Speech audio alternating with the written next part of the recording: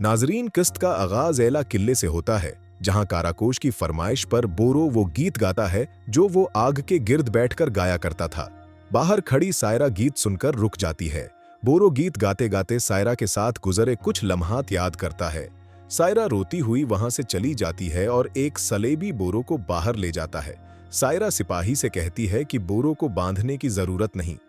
उसके हाथ खोलने पर वो खुद तलवार उसकी गर्दन पर तान देती है, लेकिन जब वो कहता है कि उसे मार डाले तो उसके हाथ कांपने लगते हैं। वो बेबसी से गिर जाती है और फूट फूट कर रोने लगती है। बोरो उसका हाथ पकड़ते हुए कहता है कि वो उसके जख्मों की मरहम बनेगा, लेकिन सायरा गुस्से से चिल्लाती है कि खून का बदला खून से लिया जाएगा।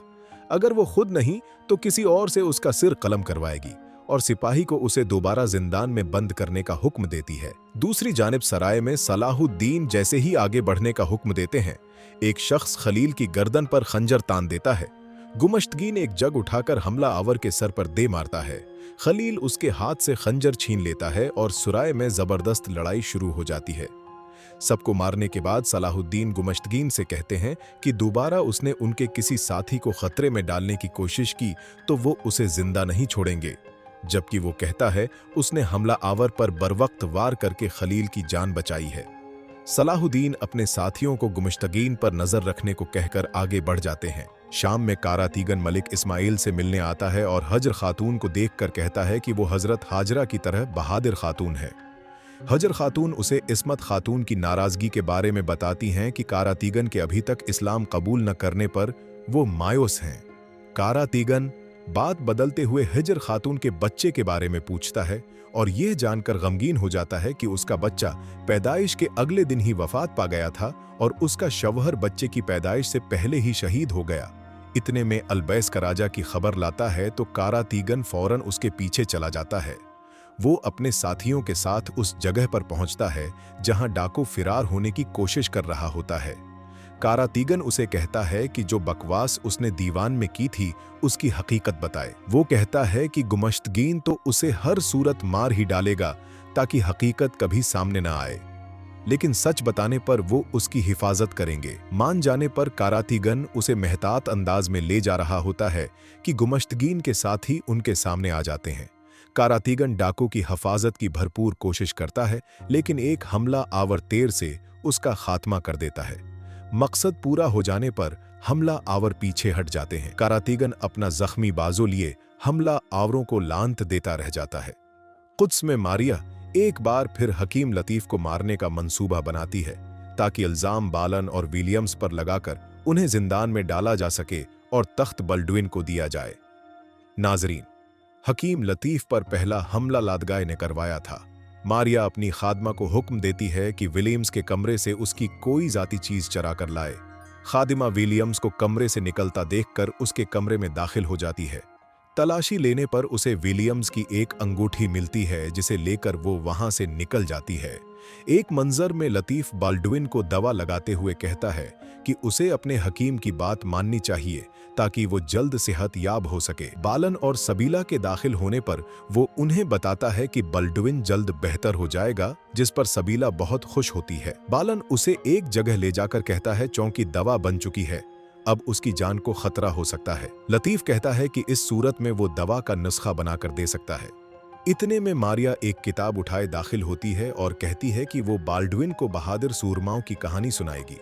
लतीफ और सबीला कहते हैं कि ये उसके आराम का वक्त है, लेकिन बाल्डुइन के इसरार पर वो किताब लेकर उसके पास बैठ जाती है। एला किले में बोरू और कारातीगन को बाहर ले जाने के लिए 2 सिपाही दाखिल होते हैं, जिन्हें वो दबोच लेते हैं।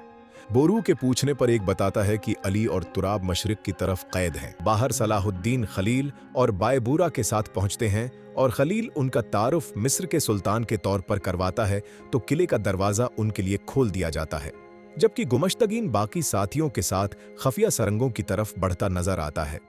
इधर ताजिर आसिफ सायरा को खबर देता है कि सराय के बदवी सलाहुद्दीन को रोकने में नाकाम रहे। वो कले में दाखिल हो चुके हैं। सायरा कहती है कि वो बोरू का काम निपटाने के बाद सलाहुद्दीन को देखेगी। वहां कारातीगन सलीबी लिबास पहने बोरू को ले जा रहा होता है कि कुछ सिपाहियों को उन पर शक होता है तो वो उन पर हमला कर देते हैं। कारातीगन इतने ज्यादा सलीबियों को आते देखकर बोरू को कहता है कि वो अली और तुराब को नहीं बचा सकते, उन्हें भागना होगा। बोरू को बहुत गुस्सा आता है, लेकिन वो कारातिगन के पीछे भाग पड़ता है। बाहर सलाहुद्दीन कमांडर से कहते हैं कि कैदियों को उनके हवाले किया जाए। कमांडर कहता है कि उसके पास अख्तियार नहीं, जिस पर सलाहुद्दीन भड़क उठते हैं कि उनका वक्त क्यों ज़ाये किया। वो सलाहुद्दीन को अकेले अंदर ले जाता है, जहां मैला को देखकर सलाहुद्दीन हैरान रह जाते हैं। वो कहती है कि उसने उन्हें काहिरा में कहा था कि वो उसे हर जगह पाएंगे।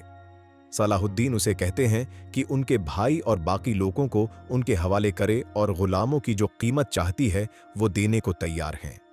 सलाहुद्दीन उन्हें याद दिलाते हैं कि सलीबियों की फौज जब काहिरा के दरवाजे पर थी, उन्होंने उसे उनके हवाले नहीं किया, लेकिन वो उनके किसी एहसान को खातिर में नहीं लाती। उल्टा शमसा के सामने होने वाली बेइज्जती को वजह बनाते हुए कहती है कि कैदियों को ले जाने के लिए उन्हें अपनी फौज लानी होगी।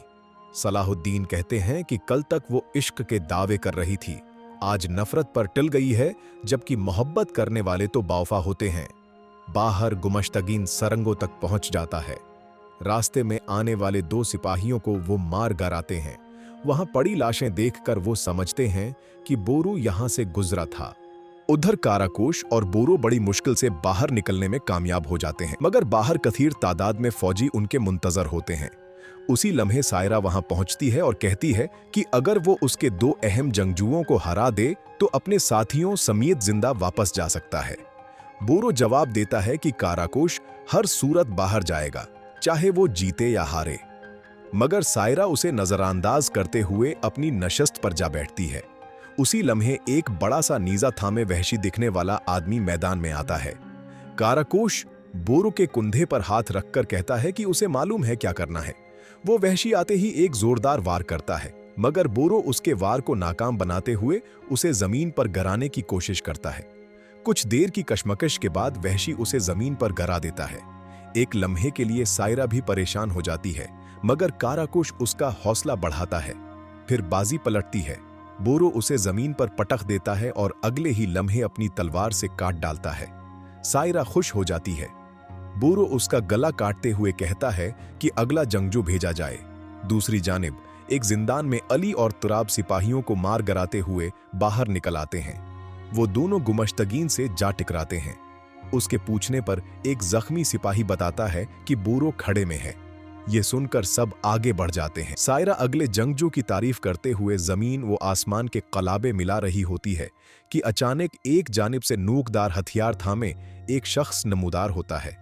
गोक बोरो को देखकर बोरो और काराकोश की आंखें हैरत से खुली की खुली रह जाती हैं। वो दोनों उसे जिंदा देखकर खुशी से पागल हो रहे होते हैं, मगर वो गेज व गजब से उन्हें घूरता चला जाता है।